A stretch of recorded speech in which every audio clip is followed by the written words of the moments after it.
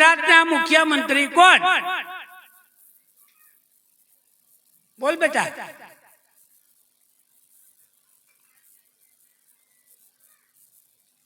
અરે વાહ વાહ વાહ. તમારા તાલુકાના ધારાસભ્ય કોણ?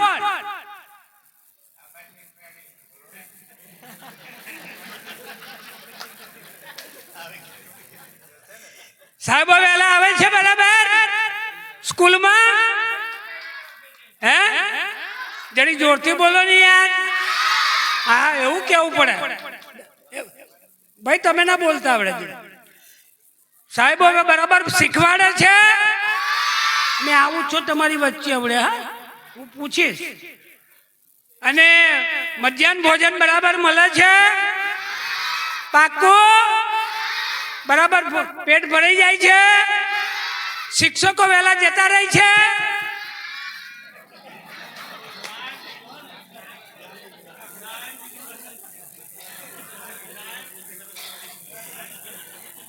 તો તમારા શિક્ષકો ખૂબ સારા છે, સારું ભણાવે છે, એટલે મને આનંદ છે. અને હું જ્યાં જ્યાં સ્કૂલોમાં જાઉં છું ત્યાં સ્કૂલોમાં અત્યારે શિક્ષણનો વ્યાપ બહુ વધ્યો છે. હું તો 15 વર્ષથી ધારાસભ્ય છું. પહેલા શું હતું ને આજે શું છે, શું ફેરફાર છે? વિદ્યાર્થી આજે સાહેબ છોકરીઓ આખી પૂર્વ પટ્ટી અંબાજી થી ઉમરગામ સુધી આજે મેડિકલની જગ્યાઓ ભરાતી નહોતી, અને આજે મેડિકલની જગ્યાઓ 745 આપણા એસટી કોટામાં ફૂલ ભરાઈ જાય છે. આ શિક્ષણની હું ધારાસભ્ય છું, અને બધાને અમારે ડોક્ટરોને અમારે એડમિશન આપવાના હોય, અમારી કમિટી જતી હોય ત્યારે અમે બધાને પૂછીએ છીએ, બધો હિસાબ માંગીએ છીએ. ત્યારે રેકોર્ડ બ્રેક આવે છે. આપણે ભણતર કેટલું બધું આદિવાસી સમાજની અંદર, આ ગાંધીનગરની અંદર વાત કરું, આપણા રાઠવા સમાજના આગેવાનો અરે અધિકારીઓ ક્લાસ 1 ઉપર બેઠા છે. 8 થી 10 અધિકારીઓ મેં જોયા છે. આ એમને નથી થતું, એને માટે મહેનત જોઈએ, એને માટે તનતોડ મહેનત કરવી પડે. તમારે બી ભણવું છે ને ભાઈ? ઓફિસર બનવું છે, કલેક્ટર બનવું છે તો ભણવું પડે કે નહીં? નિયમિત નિશાળે આવવું પડે કે નહીં? તો બધા આવજો ને. હું 2 મહિના પછી પાછો આવીશ, તમારે એકલો આવીશ, છાનો માનો. તમે કેવું ભણો છો એનું મેં એકલો જ રિઝલ્ટ લેવા આવીશ તમારી જોડે. હા, એટલે બધા નિયમિત નિશાળે આવજો.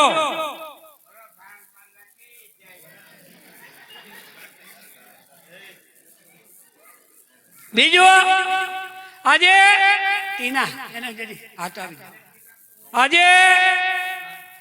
આજે વિસ્તારની અંદર આપણે બધું કામ કરીએ છીએ. આ બધું કામ એમને થતું નથી. સારા રસ્તા બનવા જોઈએ, સારી સ્કૂલો બનવી જોઈએ, પાણી મળવું જોઈએ, પુલિયા મળવા જોઈએ. વિકાસ એમને નથી થતો. વિકસિત ભારત બનાવવા માટે શિક્ષણ એ મુખ્ય મજબૂત પાયો છે. 2047 ની અંદર વિકસિત ભારત બનાવવું હોય તો તમારો દીકરો ઓફિસર બનાવવો જ પડે, ચાલે નહીં. એને શિક્ષણ ટેલેન્ટ આપવું પડે, ગ્રેજ્યુએટ બનવો પડે. આવું કામ આ ભારતીય જનતા પાર્ટીની સરકાર કરી રહી છે. આપણે બધાને જાગૃત, આપણે બધા એનો લાભ લેવો પડે. મારે બીજી વાત કરવી છે, હવે વિકાસ ઉપર ચાલવું છે. પેલા પુલિયા નતા, આ ગરબોડિયા પાસે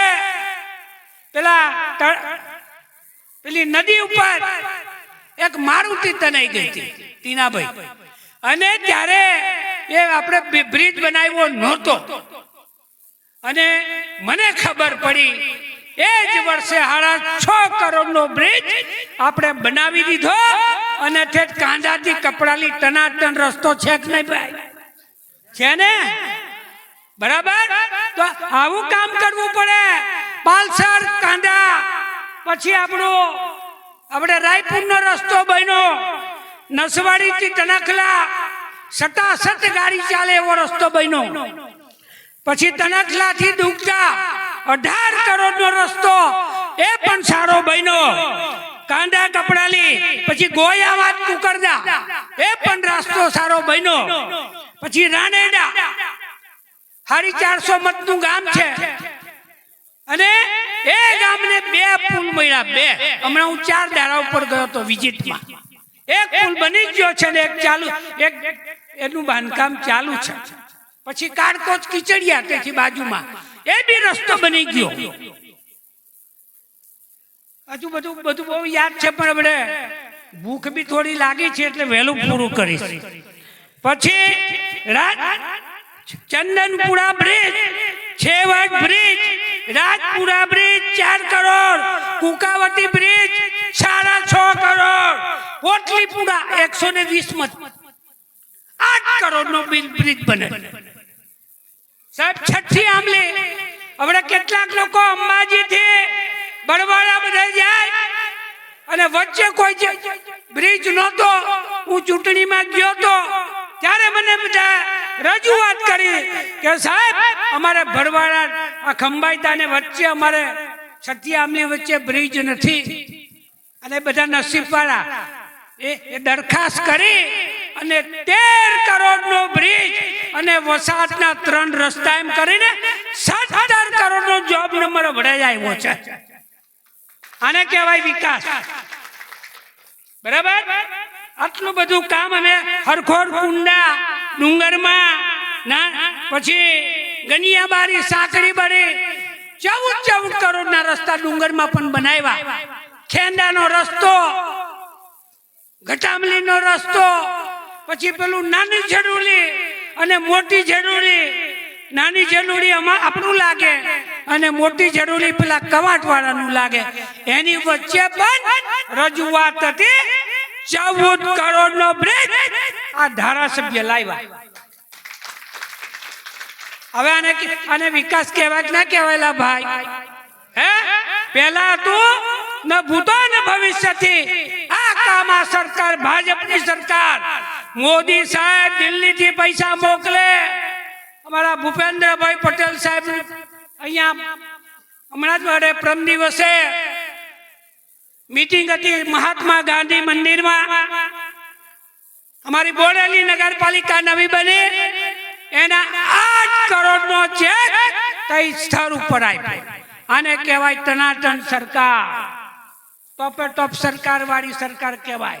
અને ભૂપેન્દ્રભાઈ પટેલ સાહેબે એવું પણ કહ્યું છે કે ગુણવત્તા વાળુંમાં કોઈ બાંધછોડ નહીં, તમે સારું કામ કરો, એ સીસી રોડ બનાવો, છલિયું બનાવો કે ગામનો રસ્તો બનાવો, સારો ટનાટન સારો જ રસ્તો ગુણવત્તા વાળો બનાવો, એવી પણ અમારા બધા જ ધારાસભ્યો આગેવાનોને મુખ્યમંત્રીએ ટકોર કરી છે. એટલે આ વિસ્તારની અંદર સારું કામ થાય એને માટેની ખૂબ સારી વ્યવસ્થા અમે કરી રહ્યા છે. હજુ આટલું મોટું બોલો, હજુ તો મને મોડે છે, બીજું બધું એટલે બોલતો નથી. આ કે તમે નસવાડી તાલુકામાં 15 વર્ષ પહેલાનું નસવાડી અને હમણાંનું નસવાડીમાં ફેર છે કે નહીં મને કહો? ફેર છે ને ભાઈ?